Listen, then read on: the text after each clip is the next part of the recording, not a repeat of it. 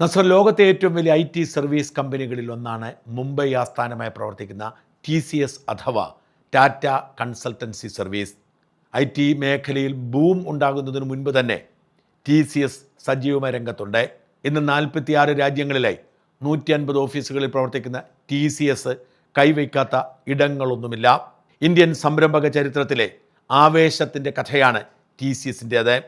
ആ TCSുമായി ബന്ധപ്പെട്ട് ഇപ്പോൾ ഉയർന്നു കേൾക്കുന്ന ഒരു വിവാദം കേരളത്തിലെ മാധ്യമങ്ങളിൽ ഇതുവരെ എത്തിയിട്ടില്ല. ഹിന്ദു ആക്ടിവിസ്റ്റായ പ്രതീഷ് വിശ്വനാഥൻ്റെ ഒരു പോസ്റ്റിലൂടെയാണ് ഇതെൻ്റെ ശ്രദ്ധയിൽ പെടുന്നത്. പ്രതീഷ് വിശ്വനാഥൻ ഇങ്ങനെ എഴുതി: നാസിക്കിലെ ടാറ്റ കൺസൾട്ടൻസി സർവീസിൽ നടന്നുകൊണ്ടിരുന്ന കോർപ്പറേറ്റ് ജിഹാദിൻ്റെ വിവരങ്ങൾ ദേശീയ മാധ്യമങ്ങളിൽ കത്തി നിൽക്കുകയാണ്. പക്ഷേ കേരളത്തിലെ സകല മാധ്യമങ്ങളും അത് മുക്കിയിട്ടുണ്ട്. TCS HR manager Sobia Khan ഹിന്ദു പെൺകുട്ടികളെ പ്രത്യേകം തെരഞ്ഞുപിടിച്ച് റിക്രൂട്ട് ചെയ്തിരുന്നു. ഇവരെ ഇർഫാൻ ഷെയ്ഖ്, സാജിദ് ഷെയ്ഖ്, സമീർ ഷെയ്ഖ്, അർഷാദ് ഖാൻ തുടങ്ങിയ മുസ്ലിം ടീം ലീഡർമാരുടെ കീഴിൽ നിയമിച്ചു. മേൽപ്പറഞ്ഞ എല്ലാവരും ഇപ്പോൾ ജയിലിലാണ്. നിസ്കരിക്കാൻ തയ്യാറാവുന്നവർക്ക് മാത്രം ശമ്പള വർധനവ് വാഗ്ദാനം ചെയ്തു. കോർപ്പറേറ്റ് ഔട്ടിങ്ങുകൾ എന്ന വ്യാജേന ഇരകളായ ഹിന്ദു പെൺകുട്ടികളെ റിസോർട്ടുകളിൽ എത്തിക്കുകയും അവിടെ വെച്ച് ലൈംഗികമായി പീഡിപ്പിക്കുകയും ബ്ലാക്ക് മെയിൽ ചെയ്യുകയും ചെയ്തു. ലിപ്സ്റ്റിക് ധരിക്കുന്നത് ഒഴിവാക്കാനും ഹിന്ദു സുഹൃത്തുക്കളെ ഒഴിവാക്കാനും ജീവനക്കാരുടെ മേൽ സമ്മർദ്ദം ചെലുത്തി. നിലവിലെ അവസ്ഥ: ദേവേന്ദ്ര ഫഡ്നാവിസ് സർക്കാർ ഈ കേസ് മുഴുവൻ അന്വേഷിക്കാൻ ഒരു പ്രത്യേക അന്വേഷണ സംഘത്തെ ചുമതലപ്പെടുത്തിയിട്ടുണ്ട്. ഇതുവരെ 8 പെൺകുട്ടികളും ഒരു ആൺകുട്ടിയും ഇരകളായിട്ടുണ്ട്. 6 ടീം ലീഡർമാർ അറസ്റ്റ് ചെയ്യപ്പെട്ടു. 1ഉം 2ഉമല്ല 9 FIRകളാണ് മഹാരാഷ്ട്ര പോലീസ് രജിസ്റ്റർ ചെയ്തിരിക്കുന്നത്. പരാതികൾ അവഗണിച്ചതിന് HR മേധാവിക്കെതിരെയും കേസ് രജിസ്റ്റർ ചെയ്തിട്ടുണ്ട്. ഇരകളുടെ എണ്ണം ഏകദേശം 50 വരെ ഉയർന്നേക്കുമെന്നാണ് റിപ്പോർട്ടുകൾ വ്യക്തമാക്കുന്നത്. കേരളത്തിലെ ഒരു പത്രത്തിലും ഒരു ചാനലിലും ഇത്തരമൊരു വാർത്ത കാണാത്തതുകൊണ്ട് പ്രതീഷ് പറഞ്ഞത് ശരിയാണോ എന്ന് അന്വേഷിക്കാൻ ഞാൻ ഗൂഗിളിൽ പരതി. പ്രതീഷ് പറഞ്ഞത് അക്ഷരം പ്രതി ശരിയാണെന്ന് ബോധ്യപ്പെട്ടു. ഇവരുടെ പേര് വിവരങ്ങളൊന്നും പ്രതീഷ് പറഞ്ഞതുപോലെ പല റിപ്പോർട്ടുകളും എനിക്ക് കണ്ടെത്താൻ കഴിഞ്ഞില്ല. എന്നാൽ കേരളത്തിൽ കഴിഞ്ഞ കുറേ കാലമായി പറഞ്ഞു കേൾക്കുന്ന ലവ് ജിഹാദ് എന്ന ആരോപണത്തെ ശരിവയ്ക്കുന്ന ഒരു ഭയാനകമായ കഥയാണ് നാസിക്കിൽ നിന്നും ഉയർന്നു കേട്ടത്. TCSയുടെ ടീം ലീഡർ HR മാനേജറുടെ സഹായത്തോടുകൂടി ഹിന്ദു പെൺകുട്ടികളെ റിക്രൂട്ട് ചെയ്യുന്നു. അവർ ആ പെൺകുട്ടികളുടെ ജീവിതത്തിൽ ഇടപെടുകയാണ്. അവരെ പതിയെ മതപരിവർത്തനത്തിനും ജീവിത മാറ്റത്തിനും പ്രേരിപ്പിക്കുന്നു. അവർക്ക് ആഘോഷങ്ങൾ ഒഴിവാക്കേണ്ടി വരുന്നു. ഇവരെ ലൈംഗികമായി ദുരുപയോഗിച്ചിട്ടുണ്ടെന്നും അങ്ങനെ ഇവരെ അടിമകളാക്കി മതപരിവർത്തനമടക്കമുള്ള ഗൂഢാലോചനകൾ ഇവർ നടത്തിയെന്നും പറഞ്ഞ് ഒരു പ്രത്യേക സാഹചര്യത്തിൽ 8 പെൺകുട്ടികൾ പരാതി കൊടുക്കുകയായിരുന്നു. മേലധികാരികളിൽ നിന്നും തുടർച്ചയായി പീഡനമേറ്റിട്ടും ആ വിവരം റിപ്പോർട്ട് ചെയ്ത HR മാനേജർ മനഃപൂർവ്വം അത് മുക്കിയെന്നുള്ള പരാതിയുമുണ്ട്. ഒടുവിൽ ഈ വാർത്ത മാധ്യമങ്ങളിൽ വരുന്നു. പോലീസ് ഇടപെടുന്നു. HR മാനേജർ അടക്കം 8 പേർ അറസ്റ്റിലാവുന്നു. ഒരാളെ പോലീസ് തിരയുന്നുണ്ട്. ലവ് ജിഹാദ് പോലെയുള്ള ആരോപണങ്ങൾ കുറേ കാലമായി അന്തരീക്ഷത്തിലുണ്ട്. എന്നാൽ അത് തെളിയിക്കാൻ ആർക്കും കഴിയില്ല. കേന്ദ്ര സർക്കാർ പാർലമെൻറ്റിൽ പറഞ്ഞത് ലവ് ജിഹാദ് ഇല്ലെന്നാണ്.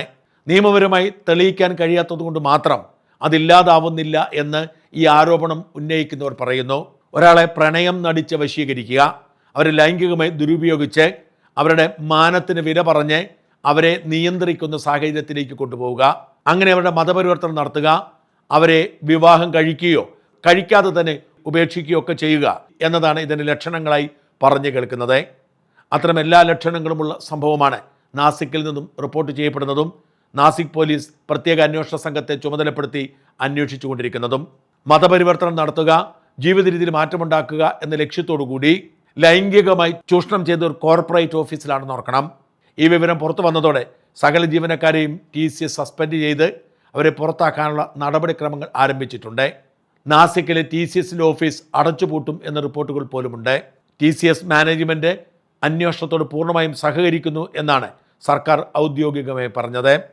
ഇത്തരത്തിൽ ലവ് ജിഹാദ് എന്ന് സംശയിക്കപ്പെടുന്ന സംഘടിതമായ ഈ ആക്രമണം ലോകത്ത് ആദ്യമായല്ല റിപ്പോർട്ട് ചെയ്യപ്പെടുന്നത്. ബ്രിട്ടനിൽ റോച്ച്ഡെയിൽ ഗ്രൂമിംഗ് ഗാങ്സ് എന്ന് പറയുന്ന ഒരു സംഘം പ്രവർത്തിച്ചിരുന്നു.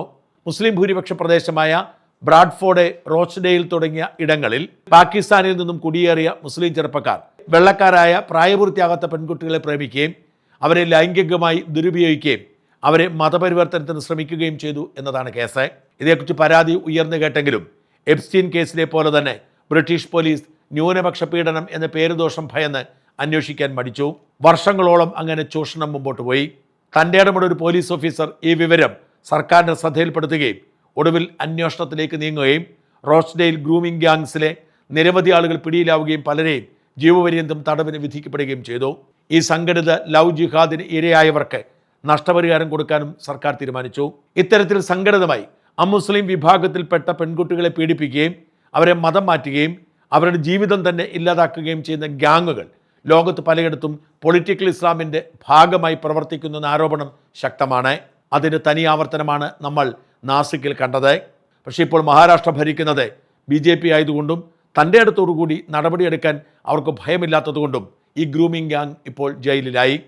വരും ദിവസങ്ങൾ വലിയ കോളിളക്കമുണ്ടാക്കുന്ന ഈ വാർത്ത എന്തുകൊണ്ടോ കേരളത്തിലെ മാധ്യമങ്ങളിൽ ഇന്നേ വരെ വന്നിട്ടില്ല.